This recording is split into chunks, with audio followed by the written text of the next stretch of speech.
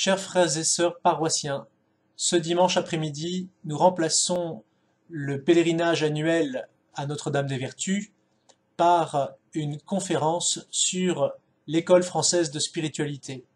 Pourquoi ce thème? Eh bien parce que un bon nombre des saints qui sont passés dans notre Église, qui ont vécu dans notre paroisse, ont développé cette spiritualité au XVIIe siècle pour approfondir l'union à Jésus-Christ, pour relever le clergé de France après le Concile de Trente. Il y eut d'abord Pierre de Bérulle, cardinal, qui a fondé la congrégation de l'Oratoire.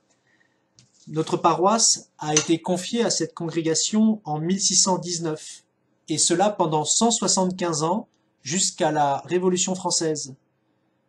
En 1726, par exemple, il y avait pas moins de 25 prêtres sur notre paroisse.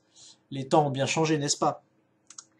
Parmi les jeunes oratoriens, il y eut le père Jean Eudes, qui fut envoyé dans notre paroisse Notre-Dame-des-Vertus en 1624 comme séminariste. Il y termina ses études, il fut ordonné prêtre le 20 décembre 1625, et puis tombé malade, très fatigué, il a dû se reposer à Aubervilliers pendant 2 ans, pendant laquelle il a beaucoup lu et étudié.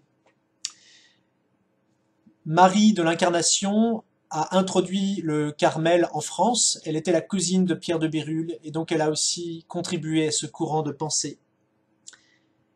Il y a aussi d'autres personnages illustres comme Jean-Jacques Ollier, qui a fondé l'ordre de Saint-Sulpice. Il y a Saint Vincent de Paul, que vous connaissez bien. Il y a Saint Jean-Baptiste de La Salle, qui a fondé les premières écoles populaires et gratuites en France.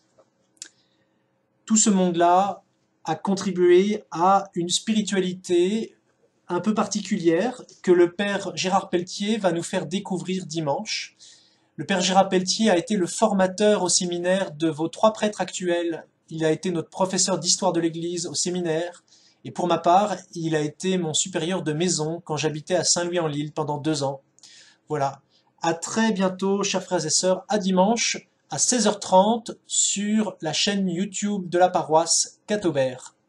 À bientôt.